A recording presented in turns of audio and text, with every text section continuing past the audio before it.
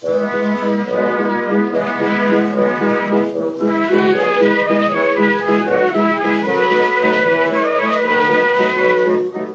to Loremen, a podcast about local legends and obscure curiosities from days of yore. I'm James Shakeshaft. And I'm Alasdair Beckett-King. Alasdair, this is a doozy this week. Yeah? It's a doozy from the southwest. Southwest. Southwest. Sorry, I misheard you. I didn't mean to correct your pronunciation. A doozy, you say? It's a doozy from Devon. Doozy from Devon, indeed. I reckon so, sir. What be this tale, James? Oh, gather round. Am I just doing pirate? I'm not sure. Yeah, they mostly came from there. Okay. Gather round, me arty. Arr. I have a tale for thee. The tale of Jan Reynolds and the devil.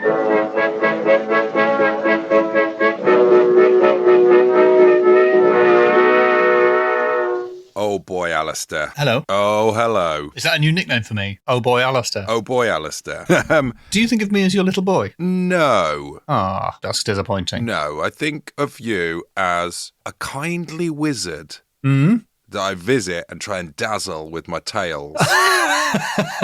So you're seeking my approval. So am I the father figure? Yeah. As I send you out on quests to come in with stories. Bring me a little pouch of rubies. Yes. But James, the real treasure was not the rubies. What was it? Friendship. Oh, that's good, because I've lost the rubies. I got loads of mates. Yes. Oh, thank goodness. I have got such a ruby for you today. Oh, it's glinting. We're starting the new year with a bang, and in my role as the Quenetin Taratantino / Christopher Nolan of the folklore storytelling world, or I've messed around with the form once again. Oh, you haven't. You haven't, have you? Oh, I have. You're not mixing up the form. Oh, big time. Okay. But I think the results will be quite pleasing. Okay, well, if you start playing with listeners' expectations, on your head be it. So, Alasdair, what I want to tell you about is the story of Jan Reynolds and the devil. Wow. Yeah. Who's Jan Reynolds? Because it sounds like the name of a woman who works in a post office. It's a man from Devon. So it's probably not Jan, because they probably don't say Jan in... What's Jan short for if it's an English name? Or is that just how they say John in Devon? Jan? Jonathan.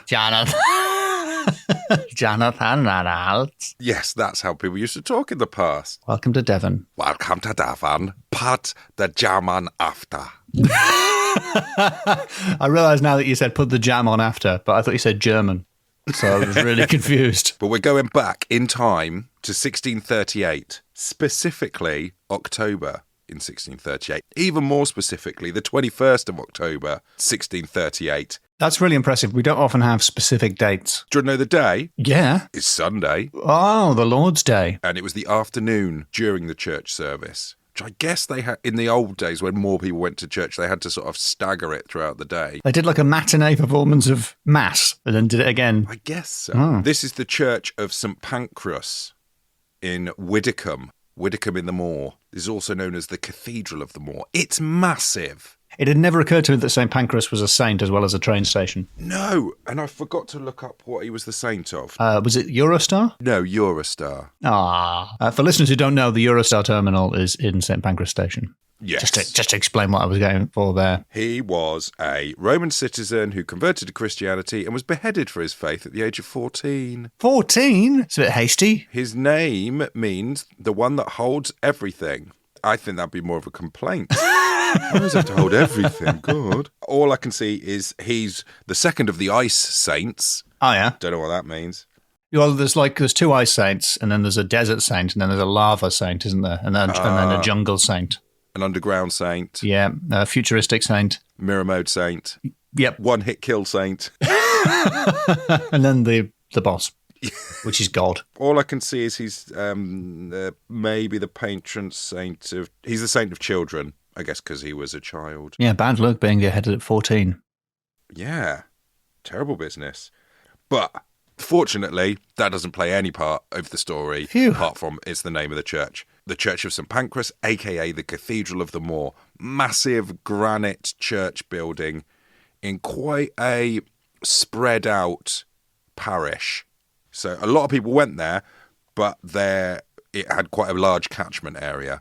In fact, so big that there was a stone that was called the coffin stone, because when people had to bring people for funerals, bring the coffins for funerals, there was a stone that they could pop the coffin down on and have a little break. Just for a rest? Just for a rest. It's currently split in two, and the story goes that there was such an evil man was being taken to the church to be buried that God threw a thunderbolt down, atomized his coffin and split the stone in two. Wow. Yeah. Like, I mean, the guy's already in hell if he's dead. Yeah. So it seems a little petty. Well. Other people were using that stone, so... Well, now too, lots of people can use the stone. Oh, yeah, nice. But this day, Sunday, October 21st, 1638, in the Widecombe Valley in Devon, there was a massive thunderstorm, and it hit the church. The northeast pinnacle was struck by lightning and collapsed into the church. Ball lightning flashed throughout the church. 4 people died instantly, and 62 were injured. Wow. Some of them later dying of their injuries / dying with their injuries, depending on how those deaths were reported. There was a particularly graphic description of how one man's brains were knocked clean out of his skull onto the pew behind him. Oh, dear. Yeah. There's a really grim account from the time by Masters Wykes and Rothwell, and I found this article that has quite a decent synopsis of it on legendarydartmoor.co.uk. I'm going to read a couple of bits. I'm going to edit as I go because some of the stuff is very grim. Really? Too hot for the pod? Too hot for pod. The paper is entitled A True Relation of Those Strange and Lamentable Accidents Which Happening in the Parish Church of Widecombe near the Dartmoors in Devonshire. Okay. Now, what sort of voice should I do? Because this is 1600s time person. Yeah. So I don't think the classic Victorian voice man works. No, I think you probably want some kind of... A varlet? Does it have to bar the Devon, man? Don't think people will understand, man. I don't think that's a Devonian accent. I think you want more of a, verily, sire. Methinks. The dungeon master from the cartoon Dungeons and Dragons vibe. Yeah. I here present thee with a second relation of that wonderful accident which the printing of the former book hath given occasion of. Having now received a full and perfect relation as is possible to be hoped for, or procured, assuring thee it is not grounded on information taken up at second hand, but those persons being now come to London, who are eyewitnesses herein, and the chiefest discoverers of the effects of these terrible accidents. Just to recap, that's saying, this is a true version because the people that told it me came all the way to London. Yeah, and nothing is important until it has reached London. Like the snows. Yep. Upon Sunday the 21st October last, in the parish church of Widecombe, near the Dartmoors in Devonshire, there fell, in time of divine service, a strange darkness, increasing more and more, so that people there assembled could not see to read in any book. And suddenly, in a fearful and lamentable manner, a mighty thundering was heard, the rattling whereof did answer much like unto the sound and report of many cannons. And terrible strange lightning therewith greatly amazed those that heard and saw it. The darkness increasing yet more, so that they could not see one another, the extraordinary lightning came into the church so flaming that the whole church was presently filled with fire and smoke, the smell whereof was very loathsome, much like unto the scent of brimstone. Some say they saw at first a great fiery ball come in at the window and pass through the church, which so affrighted the whole congregation that the most part of them fell down in their seats, and some on their knees, some on their faces, and some upon one another, with a great cry of burning and scalding. There's some very graphic descriptions of people getting very badly burned. Right, okay. Which I will skip over. Just skip them. Skip. If you could ask Hoggle, who from Labyrinth is doing this reading, to just skip those bits. Oh, I think I will, sir.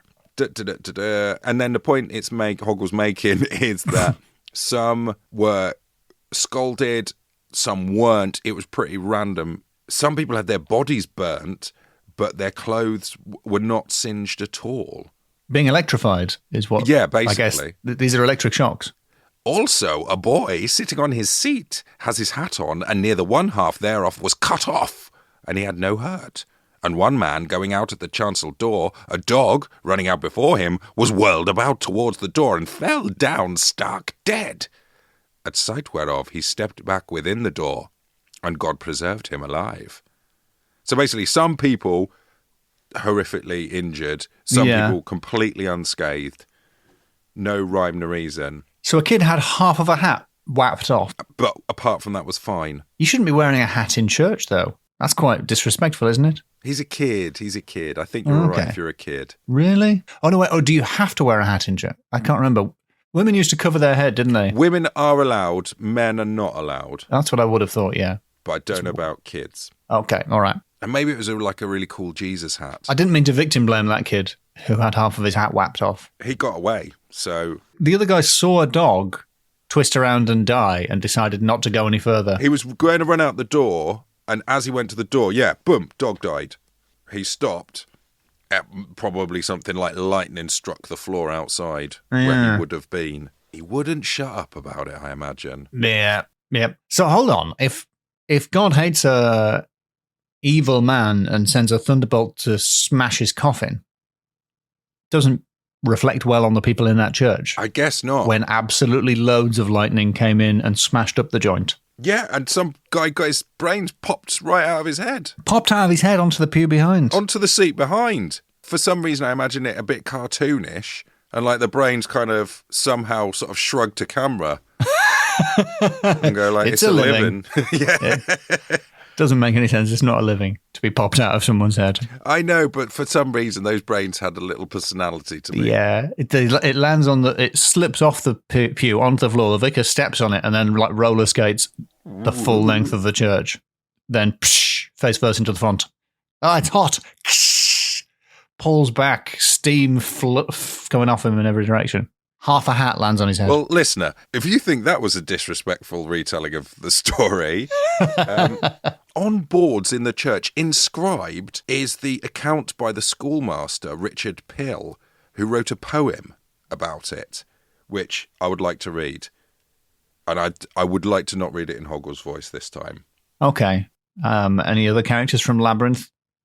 The little cockney snail? I'll come in and have a cup of tea, meet the missus. Yeah. Oh, she would have gone all the way to that castle. So annoying. If she'd have gone that way. Yeah, it drives me crazy. All right, well, put it from your mind with some soothing, tragedy-based poetry. Okay. A crack of thunder suddenly, with lightning, hail, and fire, fell on the church and tower here and ran into the choir. A sulphurous smell came with it, and the tower strangely rent. The stones abroad into the air with violence were sent.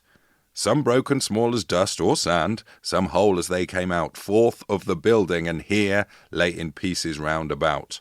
Some fell upon the church, and brake the roof in many places. Men so perplexed, where they knew not one another's faces. They all almost were stupefied with that so strange a smell. Or other force, whate'er it was, at that time befell. One man was struck dead, 2 wounded, so they died a few hours after. No father could think on his son, nor mother find her daughter. One man was scorched so that he lived but 14 days and died, whose clothes were very little burnt, but many there beside were wounded, scorched, and stupefied on that so strange a storm, which who had seen would say 'twas hard to have preserved a worm. The different affections of people then were such that touching some particulars we have omitted much. There's something about a rhyming couplet that subtracts a lot of dignity from that story. It's quite a lot of factual information there being delivered, but in the form of rhyme. Yeah, in a couplet, it really undermines a tragedy, in my opinion. And to illustrate that, I've written a couple. I've kept it to tragedies over 100 years ago, because otherwise... It's very tasteful, yeah. Yeah. No one should know anyone directly involved in these, so everyone should be fine with these. The listener should be reassured that you didn't do several about recent tragedies that you've edited out for reasons of taste. The ash cloud turned to night, the day, as stone rained down on poor Pompeii. That's very good. Thank you. I actually quite like that one. Room on the door is what they lack. That's what split young Rose and Jack. That's about Titanic. Yes. Yes, that's about the Titanic. So that, Alasdair, is So that, Alasdair, is the accounts of what did happen in slightly dry literary terms and overly disrespectful poetic terms. Yeah, way over the top. Incroyable, as the French say. Uh-huh. Did that really happen? It sounds like it really happened. Yeah, it was... apparently that valley is known for like something to do with the geology of that valley. It is more prone to thunderstorms. And ball lightning is a real thing, isn't it? Well, interestingly, ball lightning is a thing, but people don't really know what it is. Really? It's almost impossible to as I did a bit of research, scientists have proposed a number of hypotheses to explain it, but scientific data on ball lightning remains scarce. There's so many factors that go into it, you can't really recreate. You have to have a thunderstorm in order to have it. You just have to wait and find some ball lightning. You can't make a thunderstorm. Mm. A well-respected doctor told me of a time that he saw ball lightning when he was a student. It floated in through the window and went up the tap or something weird. Really? Yeah. Normally it goes up the chimney, if it's the title sequence to Tintin. Yes. Just for a fun little list of fun names, here are the names of some of the hypotheses of what causes ball lightning. Vaporized silicon hypothesis. The electrically charged solid core model. Microwave cavity hypothesis. Hydrodynamic vortex ring antisymmetry. Yep, that's the one. That's the one. That's the one for me. Yeah, it's the hydroelectric dynamo symmetry. That's the one. I'd go for the nano battery. Nano battery? Yeah, can I change my choice to nano battery, please? I think you're going to want to change it to this one. The buoyant plasma hypothesis.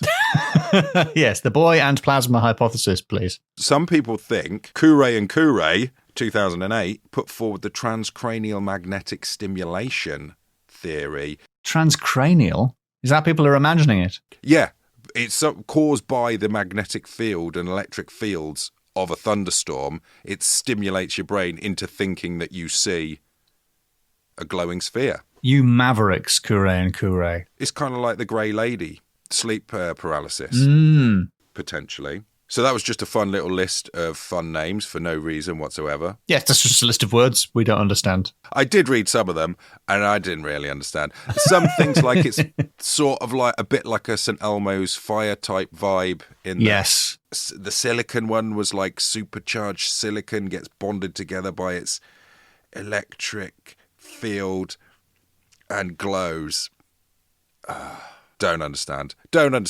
Ask a scientist. We're not scientists. We're not scientists. This podcast does not constitute scientific advice. No, please. If you are affected by ball lightning or issues surrounding ball lightning, please see an expert. Is there the St. Elmo's fire, is there one for everyone on Sesame Street? Is there a St. Snuffleupagus fire? There's probably been a Big Bird fire, unfortunately. Yeah, yes, probably. But Alasdair, that very morning of Sunday, the 21st of October, 1638, 5 miles down the road in Poundsgate at the Tavistock Inn, a couple of locals are having a cheeky pint before church when they hear the sound of galloping hooves outside and they come to a halt. Screech! Whatever the sound of brakes on a horse is. And then a TDS entered. A TDS? A TDS, a tall, dark stranger. Dressed in black, and he orders a pint. As he quaffed it, the landlady swears as it went down his throat, she heard it sizzle. We got a black rider on our hands, James. Big time. He asked the way to Widecombe Church. Do you know the way to Widecombe Church? The landlady wouldn't tell him. Oh, I don't know, sir. I really need to know. Because she's noticed that instead of feet, Alasdair. What's he got? He's got blooming cloven hooves. Cut to Widecombe Church later that day. A young man sits on a pew. One of the non-brainy pews, presumably. This is pre-brained. Oh, right. Okay. So it could be the pew from later. It could be. He's sort of looking around the church. He's idly shuffling a deck of cards, maybe even with one hand, like a cool dude. Yeah. His eyes start to droop. That Alasdair. Title card pops up. It says, that Alasdair is Jan Reynolds. Bing! Jan Reynolds. Arrow. And we're gonna cut to a montage of him gambling, drinking, and what have you. Mm-hmm. And at one point, he reaches into his pockets, and he pulls them out to invert them to show that he's got nothing in those pockets. You said Quenetin Taratantino, but the style of filmmaking you're describing is very 1906. I don't think in any of Tarantino's films, someone to indicate that they're poor pulls their pockets out and then shrugs to camera. Oh, all right. He pulls out a wallet that's got a swear on it. And he opens it up and a little moth flies out. Fine. And he says, I'll sell my soul to the devil for gold, and he can take it if I fall asleep in church. No. And he either looks back in his wallet or reaches back into his pockets, and there's money there now. Cutting back to the church, and we see a limp hand sort of fall against the pew, holding a pack of cards, and one of the cards falls off and flutters down to the floor, revealing it's a joker. Like Batman. Kind of. Outside, the devil is tethering up his horse, and the wind's starting to pick up. The man in black from earlier, it was the devil. He was, in case you didn't work out, he was the devil. I worked out that was the devil. You did, I worked it out. It's fine. Yeah. And as we zoom out from him tethering up his horse, we see that it's in midair because he's tethering his horse to the top of the tower. Sorry, this is zoom. So it's like it's a 70s film now. Yeah, we're zooming out. We're on a zoom lens. We're not tracking out. We're zooming. Okay. But it's done from a helicopter, like the beginning of The Wicker Man, and it's really shaky. To reveal he's tethering his horse to the top of the church tower, that massive granite tower. That's So impractical. they're floating in midair. You probably don't need to tether a horse. Or maybe you do need to tether a horse more if it can fly. Yeah, flying horses are it's most important to tether a flying horse. Yeah, because they can get away in 3 dimensions. Yep. And the devil crashes through the roof, picks up the slumbering body of Jan, and dashes him against the pillar. Ooh. Pulls him away, gets back on the horse, rides off so fast he doesn't even unhitch the horse. The top of the tower snaps off, tumbles back into the church. And as we see the devil riding over the moors, we see a couple of tiny little things fall from it, and they flutter softly, gently through the sky. Probably using CG, we managed to zoom in on them. Yeah. They're the 4 aces. We're following them down like the feather in Forrest Gump. Yes, exactly that. That was CGI, so yes, you're right. Practically, you couldn't shoot that. And as they flutter down to the moor, specifically near Birch Tor, they land and they form the 4 ace fields that you will find there to this day. Oh. Or to the day when the pamphlet I'm taking this from was written, which is, we've had it before on the podcast, friend of the show, After Dark on Dartmoor by John Pegg. Oh, good old Pegg. The Pegster. So, Alasdair, those are the story of Jan Reynolds and the devil. So that's 2 versions, really, of how the church got smashed up. Yeah. It's weird that nobody saw the devil swoop down and smash Jan Reynolds into a pillar. Well, some say that he came down in the format of a ball of fire. Of a ball of fire. Okay. Yeah. So basically, we've had the same story told from 1, the point of view of some scholars, 2, a bad poet, and 3, Quenetin Taratantino. Yeah. So that's my tale. That is fantastic. That is an absolute banger. It's got fireworks. It has almost literal fireworks. Mm-hmm. Good way to start the new year. You ready to score it? Yes. I would love to score it. I almost feel inadequate. So then, my first category, Alasdair, I'm going to start with naming. Names. Okay. Well, Jan Reynolds is a little bit of an annoying name. It's a bit of a Jan Tregeagle. It's not as good as Jan Tregeagle. Doesn't trip over the tongue. It does not. But what have you got? Your Widecombe-in-the-Moors. Widecombe-in-the-Moors. We've got the Cathedral of the Moors. We've got Poundsgate. There's somewhere called Postbridge, which sounds like some sort of pretentious attempt at a bridge. Yes, it does sound like a rebranding of like a Ford. No, your ankles aren't wet. It's Postbridge. Yeah. And these are all fine, but there's no real meat to them. Whoa. What about the Rydberg matter concept? Transcranial magnetic stimulation. The nanobattery hypotheses. Oh, now that seemingly extraneous list of funny names is relevant. Okay, yeah. Loads of different names for how ball lightning comes into existence. Ball lightning. I like the transcranial electro theorem. You would. I like the buoyant plasma hypothesis. You like the buoyant plasma hypothesis? Sounds upbeat. It's 4. Not hydrodynamic vortex ring antisymmetry? Yeah, it's 4. Yeah. You don't have to keep saying those words we don't understand. just repeating them like magic words. Yeah. Okay, then. So that's a 4. Thank you very much. Yeah. I was going to try and make it a 3, but... Category 2, supernatural. Okay, so we're in a tricky situation because you've got 2 explanations. One of them scientific, one of them supernatural. Whoa. Ball lightning is still not 100% scientific.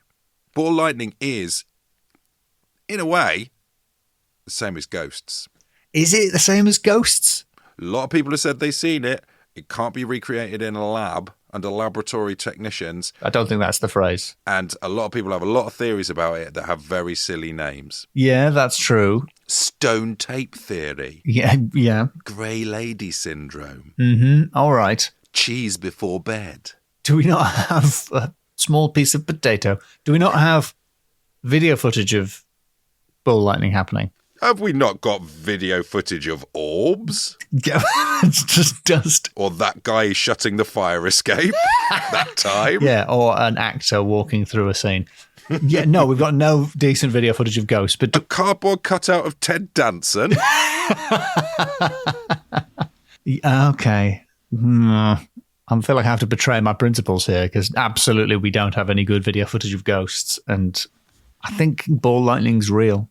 Isn't it? Well, I suppose I've never seen it myself. The thing is, I mean, the first video that comes up if you Google ball lightning video is, well, the video is called, with capitals on the first letters of all the words because they're all of equal importance, "The proof is out there. Unexplained lightning phenomenon caught on camera."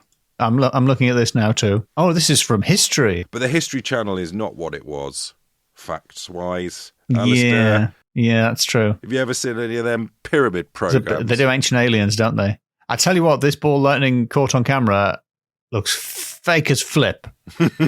I could do that in After Effects. The top comment I can see reads, "In 1994, when I was chilling in my grandma's house, I saw a round ball lightning rolling through her house and suddenly vanish when it hits the wall. I thought I was crazy and no one would believe me. Today, I learned that such a thing exists, and I was really lucky to have witnessed it with my own eye." My own eye? There's a backstory there. Sounds like there's a backstory, yeah. That's a pirate who saw that. I'm not sure. I'm going to believe anyone who's chilling at the grandma's house. I think that's a euphemism for drugs. I don't know how you can relax at grandma's house because, like, she's lovely, but, you know, you're on your best behaviour. Everything's bedoilied. Yeah, you've got to be on your besties. Otherwise, you are not getting a sniff of those Werther's originals. It would be tablet. For me. Really? A Scottish treat, yeah. Some iron brew and a bit of tablet. Is that made in a drawer? It's rectangular. I can't say. It's just showing the same video again. All right, James, you've flipped me. I'm now an asset. I'm now an asset working for you. Oh. I think ball lightning is no more real than ghosts now. I don't believe any of these videos. I think ball lightning is a fascinating phenomenon, and someone very trusted told me that he'd seen it.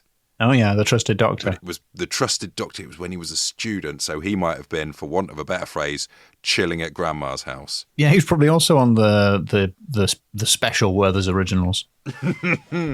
Some jazz tablet. All right, yes. It's 5 out of 5 for Supernatural. You've convinced me that this is all...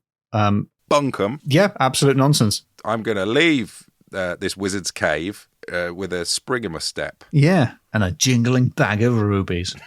That's 5 rubies for you there, boy. Cling, cling, cling, cling, The important thing is the rubies, it turns out. Yeah, the real treasure was the rubies you collected on the way. This category is called The Devil's Jim Henson Creature Workshop. Okay, that feels like a strange category title to me. We ended up with a few more Muppets in this tale than I'd accounted for before. Way more Muppet heavy than you would have expected based on the source material. I should have known when I got Hoggle in to do a reading. Yeah, that was the mistake. All right. We had him. We had St. Elmo's. We had St. Elmo's fire. We had Big Bird on fire. Unfortunately, yeah. St. Snuffleupagus' fire, yeah. Unfortunately, I think when the storm hit the church, people were tossed around like Muppets. And I think probably quite grouchy about it. One of them might have ended up in a bin. Could have landed in a bin, yeah.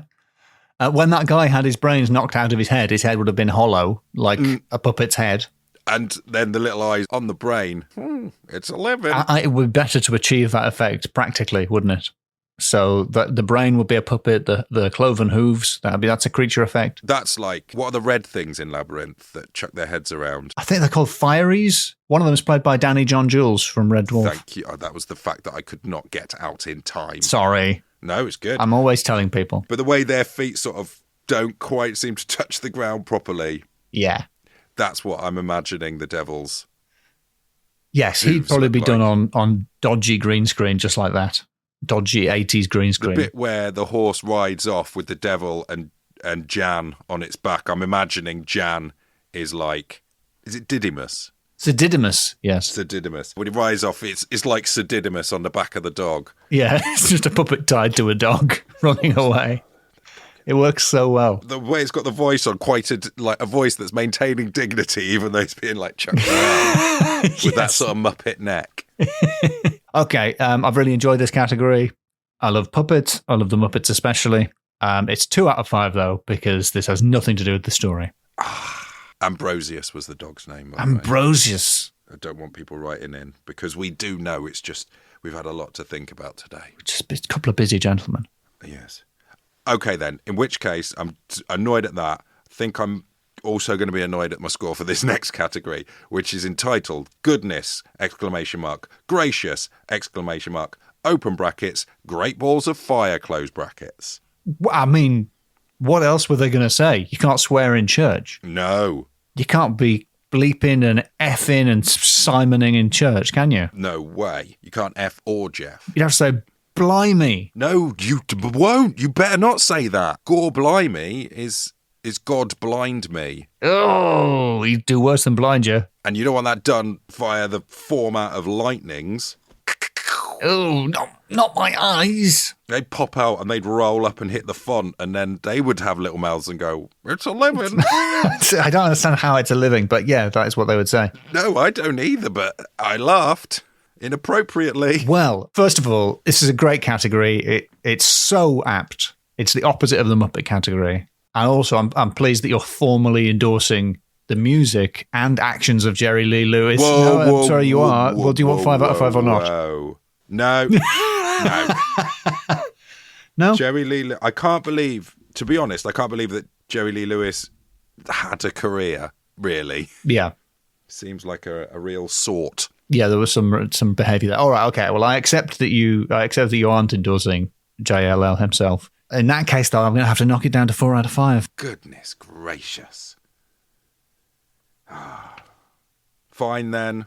I hope that's okay. I didn't mean to shake your nerves and or rattle your brain. Wow. Oh, wait, because the guy's brain did get rattled. Oh. It's 5 out of 5. Yes. It's so apt. I can't make it 4. Too much ball lightning drives a man insane. Or too much gambling drives a man to the devil. Yeah.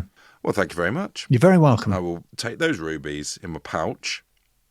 Now come this way, into another part of the labyrinth. And, just sort of shuffle on back to my swamp of eternal stench. Are we really going to go out without you doing a Bowie? You know what, Alasdair? Yeah? You do remind me of the babe. What babe? The babe with the power. What power? Power of voodoo. Who do? You do. Do what? Remind me of the babe. I can't believe we got all the way through the episode without a bit of Bowie. Nearly a Bowie-free episode. Well done for bringing him up. Yeah, well done me. Oh, also, on the day of release, it's Fiend of the Show, Deputy Lawperson Chris Cantrell's. It's his birthday. Oh. Says he's 28. All right, he's gone through some stuff. 28 years lashed to the prow of a ship. Should the listeners wish Chris a happy birthday? You know what? whenever you listen to this is his birthday, so send him a message whenever you listen to this saying happy birthday. Whenever you hear it, immediately message Chris saying happy birthday. And for loads more Bowie open quote marks impressions, close quote marks, do check out the bonus episode on patreon.com/loremenpod. /loremenpod.